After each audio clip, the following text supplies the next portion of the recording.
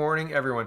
I've been talking a bit about the Conservative leadership race. It should be over soon on the 21st. They should be counting, and there's a live stream that you can watch that on if you're interested. But I've said that I think it's going to be Peter MacKay or Erin O'Toole. Now, however, the structure of this leadership race is ranked ballots, and I think that the number two might be very, very popular amongst everybody, right? And while different people have different number ones, I think it's, well, who knows what the polls are, but a lot of people say Peter MacKay's got a lot of support. Erin O'Toole would be second. Lewis and then Sloan was the structure, was the lineup I saw in a lot of the polls recently. But if everybody's number two is, say, Leslyn Lewis, well, then she might have a shot. And here's Cian Bexton. He says, I hear the MacKay staff are panicking that Leslyn Lewis might run away with the leadership, looking like it could be an Alison Redford-style upset. Now, I worry about what happened to Doug Ford happening to Leslyn Lewis, in that I watched Doug Ford go from a relatively conservative leader at the beginning of his tenure. He said, we're gonna open up cannabis stores to private companies and let private companies run them in municipalities, etc. And then very quickly wound back a lot of his very free market conservative values to what the party wanted. And I worry that that's exactly what's going to happen to Miss Lewis. I feel like she might be in a situation where she has to not kowtow to the party, but listen to what the party advisors tell her. And that's not, I don't know that that's going to be great, because I don't necessarily trust the Conservative Party. I think probably Leslyn Lewis does better against Trudeau than MacKay or O'Toole. And I think O'Toole does better than MacKay. Right. And Sloan, if he wins, I'll be very surprised. They're trying to do to him what they did to Bernier. He's of the Conservative candidates, he's probably the furthest right. And so they're just trying to say, oh, he's abhorrent, he's awful, blah, blah, blah. So, I mean, that's what they're trying to do to him. And that's telling, right? If you're looking at Twitter and stuff, I saw Norman Levine, there's a couple other people talking about how Sloan's mask position, and he says he doesn't believe that masks should be mandatory. Sloan's mask's position makes him an idiot or something to that effect. So, I mean, it's interesting, but who knows where this is going to go? Who knows? We'll see very, very shortly. I'll update you when I know. I'll probably have some footage of the counting room, just because it's super exciting. Okay, Bank of Canada extends oversight to Interact's e-transfer service. There's more money traded over e-transfer service, this Interact e-transfer service, than I thought. It's $169 billion. I think $169 billion a year or something to that effect. It's a lot of money. I thought I highlighted it. There it is. Here it is. In 2019 fiscal year, Interact's e-transfer system logged approximately 486 million transactions that were worth around $169 billion. Its popularity, the company says, has given it an important role in the payment system. So I'll just highlight the important part. Interact Corp's e-transfer service is now so essential that a breakdown of the payment system could wound the economy and unnerve companies and consumers, the Bank of Canada says. The digital transaction service has become such a key way of paying for things that the central bank's governor, Tiff McClellan, sorry if I've got that wrong, decided to use his limited regulatory powers to designate Interact e-transfer a prominent payment system as of Monday, a notice published in the Canadian Gazette said. The new label means Interact's e-transfer system will now be regulated by the Bank of Canada, and highlights the importance of digital payments to both people and businesses, particularly during the coronavirus pandemic. The financial services firm is owned by Canadian banks, credit unions, payment processors, and other shareholders. Interact e-transfers has become central to the Canadian payment system, the Bank of Canada said in a news release. A disruption or failure of the Interact e-transfer system could cause a significant adverse effect on economic activity in Canada, potentially leading to a general loss of confidence in the overall Canadian payment system. And then I told you how much they made. I think that's interesting. The increased oversight, the Bank of Canada taking more of an interest. I've heard people saying that Canada is pushing to go to a full digital currency. I don't like that. We should keep cash in our system, because cash is private. Right?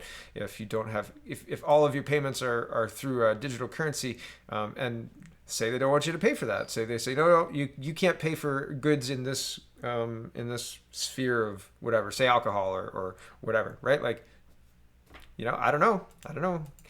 Legal tender. Canadian companies should be taking legal tender. So, and I've heard rumblings. I haven't seen any official news speculating on a move to digital currency only in Canada. I've just heard rumblings online. If you've seen anything, please do send it my way. So anyway, here is Dan Albus trying to hold Trudeau accountable for his many promises from 2019. And he says, what Trudeau said in August 2019, Canadians shouldn't be paying more for their already very expensive internet and communication services. And that is something we will take into account, Prime Minister Trudeau said. What he did in August 2020, the Liberal government has sided with Canada's largest telecoms in their appeal of an August 2019 CRTC decision lowering wholesale rates, saying those rates may harm network investment. Yes. You can't possibly lower our wholesale rates because then we can't invest in the infrastructure. Oh, right, of course. Great argument. Bravo. Okay, National Post is saying lawyers to serve thousands of pages of evidence in opposition to Liberal firearms ban.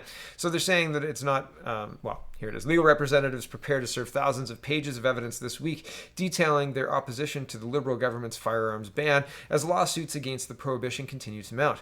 Lawyer Edward Burlew, who, I think that's how you say that, who leads one of the 5 lawsuits now challenging the ban in federal court, is putting forward more than 2,000 pages of evidence on Friday that counter a range of claims cited by the federal government. They include everything from Ottawa's use of an order in council to enforce the prohibition to specific provisions within the ban to counter arguments about what the firearms included under the ban are actually used for. That's, I think, talking about the military style, like calling them military style guns, because that's not a true definition in Canada. I just wanted to mention it because it's a hot button political issue, and I think it's important when governments do an end run around things like debate in the House, passing laws in ways like these Liberals did with the gun law here. I think that's notable because they're not going through the usual channels. They're not going through the regular checks and balances. The people aren't having their say. If you don't have a debate in the House, you're not really getting to have a say. Your elected representative isn't able to talk to the person having the debate or say, there's less oversight. There's less vigor with which the laws are put to, right? So it's problematic to me for them being the Liberals to institute this law. Even again, they can make an argument. They want to do the right thing. Their hearts are in the right place, right? But it's garbage because you can't say my heart's in the right place and I believe that my good intention is more important than your rights. I don't think that that's correct. I think that that's faulty. I think that you can't make that argument in good faith. I think that that's not a good faith argument. So anyway, that's why I'm talking about the guns. Okay, Dan Albus again. He says, from the lobby registry and who the We Charity is now registered to lobby, the list speaks for itself. So the We Charity is now registered to lobby, and we're going to look at that in a minute. Rex Murphy, and I thought this opinion piece was quite good, so we're going to go through it. But this is a list of the Canadian institutions that are being lobbied. Right? The Department of National Defense is being lobbied. The Prime Minister's office, the Privy Council's office, Public Health. Public Health can be lobbied? Really? Like for first aid kits? Man, this lobbying stuff, eh? I think I'm going to have to look into being a lobbyist. I'm very good at sending emails, right? Rex Murphy, and this is National Post. Could this actually sink Trudeau? This is from August 14th. Today is the 16th. He says, I had thought the good ship We Incorporated was finally on an even keel. I know, weak, he says. Or, to modify the nautical metaphor, whatever bilge had to be pumped out has duly been hosed, but I was wrong. It's been a few columns back, I argued that the Kielburgers didn't register as lobbyists because with all their wide acquaintance with the Trudeaus, the Morneaus, Seamus O'Regan, and Katie Telford, the Prime Minister's Chief of Staff, including their most visible and frequent bonding at We Day spectaculars and the like, hiring lobbyists would be just useless redundancy. If I understand the curious idiom, for them to hire lobbyists to pay for attempting access, it would be like paying for milk when you have your own cow. That was complicated to get there. It was a good joke, though. I like it. They were de facto, any other kind of de facto you care to name, lobbying was incontestable. Their people were on Parliament Hill every day, it looks like. I bet they could first name the security guards and helped freshman members to find their offices. It wouldn't surprise me if some of them showed up with sleeping bags. They were sending in proposals directly to ministers and the cabinet. They parked a finance minister in one of their Kenya super spas gratis. It was originally a Weebie freebie recall, so for free. The Kielburgers had also had more access to Trudeau's inner circle than most ministerial aides. There had to be a time when really junior ministers, the ones on the outer rings of power, phoned Mark and Craig when they, the ministers, hoped for a chance for FaceTime with His Cottage Highness. As per Quote, "Hi, Mark and Craig. Saw you guys on the Hill yesterday. Minister of Middle Class Prosperity here. Remember me? I wonder if you'd pass on to Katie that I'd like a chance to have a bit of FaceTime with the Prime Minister. Haven't seen him since the swearing in. Could you lend a hand and pass the word? I hear things are going well in Kenya. Love a chance to go myself. That's it. Have a good day." Desperate phone message. And now, when we thought all was known, we get this news of the volley of meetings, interactions, visits, and phone calls with civil servants and ministers, or proposals flying out of K Inc. into the Trudeau cabinet like confetti on a wedding day. Vivid imagery. Read this straight sentence from a news report. Quote, "According to the Registry of Lobbyists, We Charity had registered 65 communication reports and 38 monthly communication reports in the last 6 months. Subjects of the interactions include arts and culture, climate, education, employment and training, health, international development, and justice and law enforcement. There are not enough exclamation points to express amazement that what the world knew as a kids' charity had such a fund of expertise, such a range and depth of advisory competence that it could bombard so many government departments on all of these massive subject areas." Well done, sir. I scroll down. There's more. Rachel Wernick, Senior Assistant Deputy Minister, Skills and Employment Branch, and the chosen civil servant to wear a lot of this Trudeau flop, quote, "had no less than 22 registered communications with we. Bardish Chagger, the minister under which the program would be entered, despite earlier denials, also met with we. We lieutenants were legion on the Hill and met with officials in 19, I counted them, government departments. The United Nations has less operatives." Then Thursday, the story broke that they have now, so long or after their actual epic scale lobbying, registered as lobbyists. There's panache for you. There's chutzpah. I scroll down. Were we not in turbulent and unique times with COVID-19, I think very many Canadians would be thinking it really is time for this bunch of ostentatious Pharisees to go. He's calling them very specific religious nuts, like socialist Judaists from the 2nd century. A very interesting and specific thing to call them. But yeah, he's essentially calling them religious nuts. Well done, Mr. Murphy. I enjoyed reading that. Sorry for my poor rendition of Mr. Murphy's column. Go read it for yourself. It's very, very interesting. There's extra stuff in there that I didn't include. Okay, here's the finance minister and Trudeau are in a rift. He can't be let go because of the ethics thing. Trudeau can't fire him because if he fires him for the ethics thing, then Trudeau has to be fired for the ethics thing. So what do you have to do? You have to disagree on policy. I think the policy should be X, and my finance minister thinks the policy should be Y. And so my finance minister doesn't see clearly my vision, and I'm the prime minister, so he's got to go, right? And he's going to go to the private sector. If he didn't resign, Scott Brayson would be, right? Okay, here it is. After spending hundreds of billions to prevent a major depression, Justin Trudeau will make critical decisions in the coming weeks on the next step to support Canada's economic recovery. That will include whether to keep or drop the only finance minister he has ever had. The strains between Trudeau and Bill Morneau, are the two most powerful men in the government, burst into public view this week. On Monday, Bloomberg News reported the Prime Minister had been taking advice on an economic recovery plan from Mark Carney, the former Bank of Canada and Bank of England governor, who is known to have political ambitions. By Tuesday afternoon, Trudeau was forced to issue an extraordinary statement expressing full confidence in Morneau to quiet the drumbeat of speculation about the minister's future. A face-to-face meeting between the two men is scheduled for Monday, according to a person familiar with the calendar who spoke on condition of anonymity. Is Trudeau back from his vacation? I thought he'd been swallowed up in the Bay or something, the Weston Bay in Toronto, or in just north of Toronto there. Anyway, back to this. An ethics scandal that has engrossed Trudeau's government and implicates both men is hurting the relationship. Huh. Interesting. But more consequential are the differences of opinion on how $240 billion in emergency pandemic spending has been rolled out and how much more the state should spend to support the recovery from the COVID-19 pandemic. Can you imagine if Morneau's the moderate and he's like, no, we've got to curb the spending, and Carney comes in and turns on the taps even more? Wow, that would be something. Prime Minister's override. Multiple officials in Morneau's finance department describe how they were overruled in key debates, how their concerns about cost or lack of analysis were ignored, and how they wound up on the losing end of many policy arguments. On the other side is a Prime Minister's office determined to get money out the door quickly, wary of delays from public service that is hardwired to move slowly. Canada's unemployment rate spiked as high as 13.7 amid virus-related lockdowns, leaving more than a quarter of Canada's labor force without work or on reduced hours. It's still at 10.9%. Trudeau's communication director, Cameron Ahmed, said Morneau's top spokesman, Pierre-Olivier Herbert, denied the relationship between the Prime Minister's office and finance is tense or involves disagreements beyond what is typical. To date, the government has unveiled nearly 70 different measures to cushion the economy from the shock of COVID-19. The Prime Minister announced most of them himself at daily briefings outside his Ottawa residence he held during the height of the pandemic. The largest COVID-19 program, a $2,000 monthly payment to those who've lost jobs, was the invention of the Finance Department. Morneau argued for a less generous cash benefit, in part because he feared the possibility some recipients would be reluctant to return to work. The minister was also initially reluctant to increase wage subsidies for businesses until a thorough analysis was done, a position the Prime Minister's office rejected.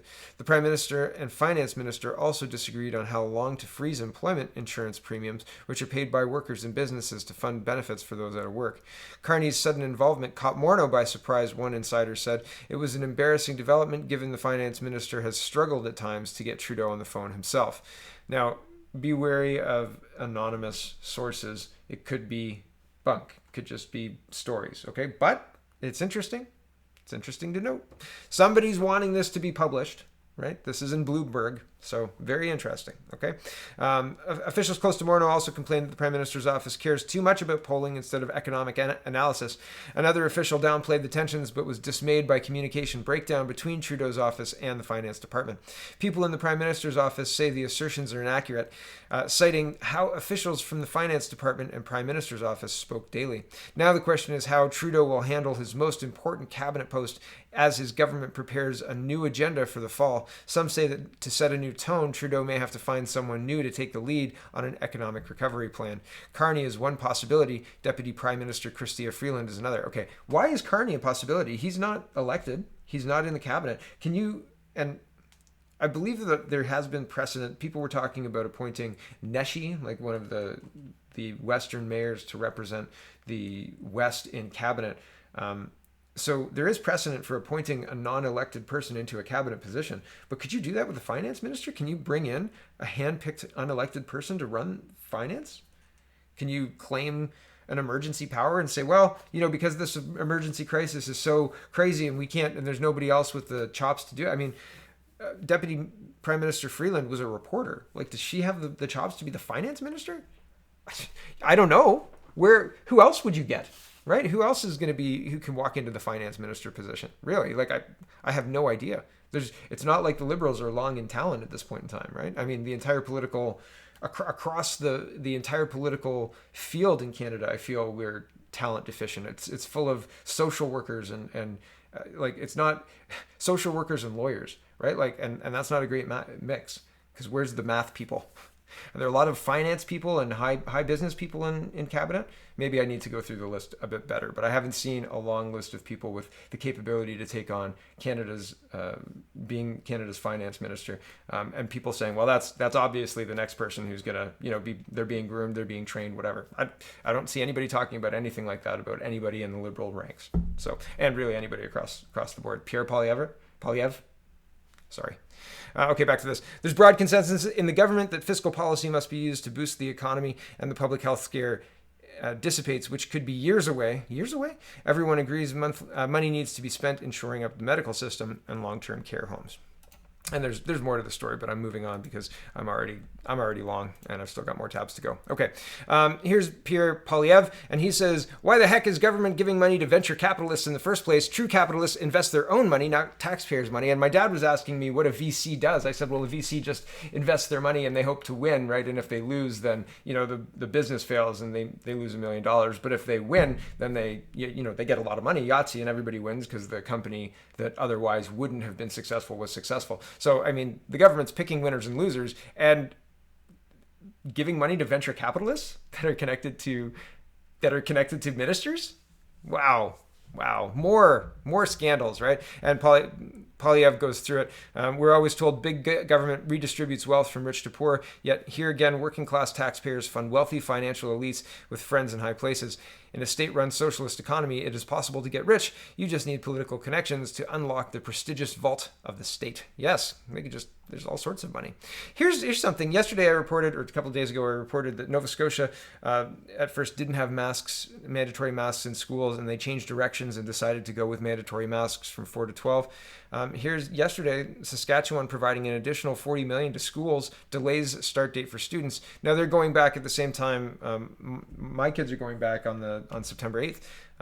But what's going on? Why is the same response happening regardless of the success or the failure? And I get that they're guessing and they look at other people and say, okay, well, I guess that sounds like a good idea. Let's do that too. But not when the numbers don't really bear it out. It doesn't make a lot of sense. Okay, the province has increased its testing capacity to 3,000 tests per day to prepare for the increased testing when classes reopen. It will further increase to 4,000 a day by early September to ensure any Saskatchewan resident who wants to be tested can be tested. Premier Moe said the government will have a COVID-19 testing plan specifically developed for schools. Moe announced with voluntary testing in schools for both staff and students. Yeah, concerning.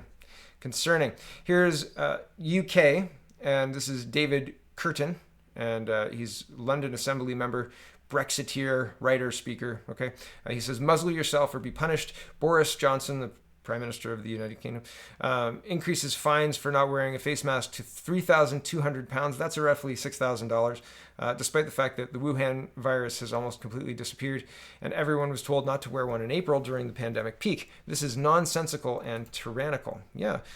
Here's an interesting, in Guelph, we had this happen early in the pandemic. Here's a Toronto Star article. Toronto overdose deaths hit a grim new record in July, taking more lives than COVID-19. I'm not going to read the article. It just goes into those details. But man, at what point is this just absolutely round the bend crazy? At what point will people stop accepting this and realize how not okay this stuff is? Here's another one. City of Edmonton offering masks bylaw exemption cards to those with conditions. If you get a medical note, the doctor doesn't and can't put on it what you're sick with, unless like you request, unless you say, put on it, blah, blah, blah, I'm sick with this because I want it done.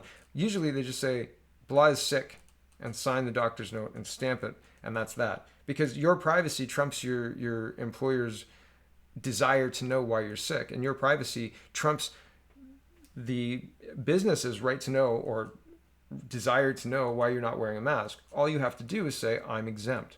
Right? I say there are 3 exemptions, 2 of them apply to me. Bye. And I walk off. Usually, if I'm shopping. And I'm not trying to be rude. I'm just trying to be very clear about what's going on, because I don't need to wear one of these. This violates privacy. Under PIPEDA in Canada, you have a right to your medical history and your medical privacy, right? Like, you don't have to tell anybody. You don't have to tell your employer. You certainly don't have to tell a private business. You don't have to explain to a police officer. You don't have to tell the big Karen who comes and tells you that they're not feeling well at the grocery store. If you're not feeling well, lady, go home. Why are you telling me? So anyway, it's just a very interesting thing. This gets my back up. I've seen videos in Brampton about people being denied service because they're not wearing a mask. Here's a longer one. I go into a panic. Dialysis patient says she was denied treatment in Saskatchewan hospital because she can't wear a mask.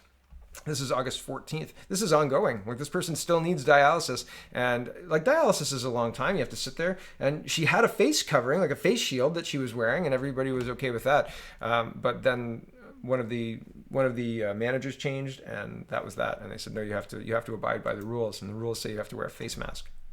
Right? Wow. Here's an interesting other piece of data. Now, we know that Toronto Public Health, any death with COVID, if you died and had COVID, that was a COVID death, right?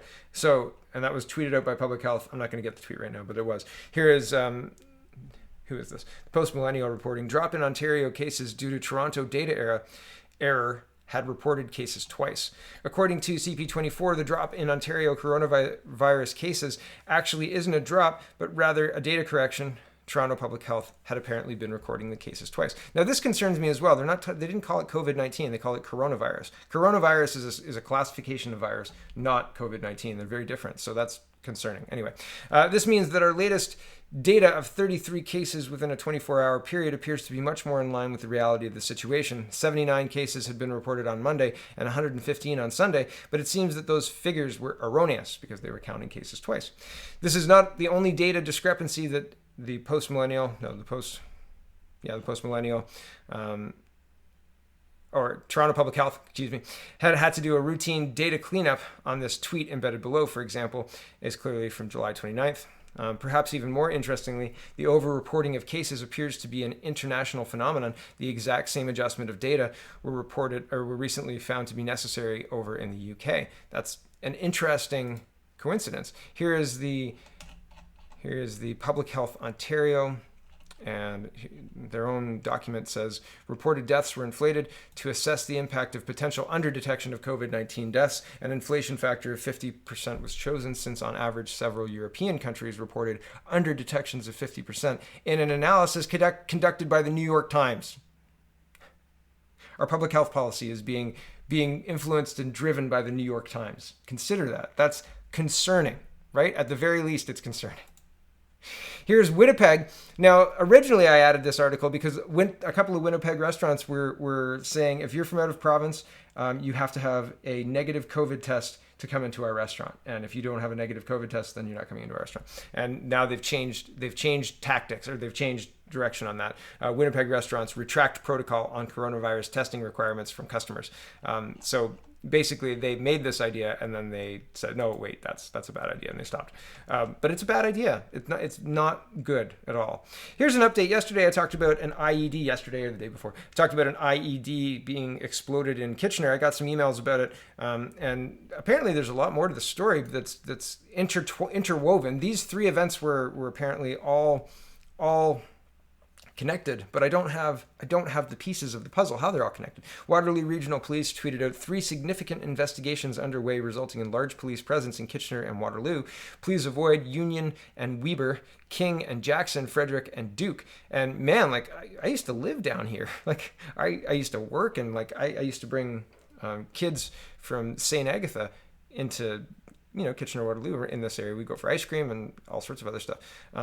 But very interesting. Here's the newspaper article on it. Like just the violence, the difference. Like this was 15 years ago. Not even 15 years ago. 2008, 2009, 2010. So 10 years ago, 11 years ago. Anyway, Waterloo Regional Police Services said that it has cleared 2 residents in Kitchener, Ontario, one on Hearthwood Drive and the other on Grand Flats Trail, associated with the investigation of a man who died in a car explosion Friday morning in the city's downtown. Nothing of concern was found at either of those residences. At this point, we have no further concern for public safety. Superintendent Eugene Fenton of the Investigative Service Division of Waterloo Regional Police Services told CBC News Friday night.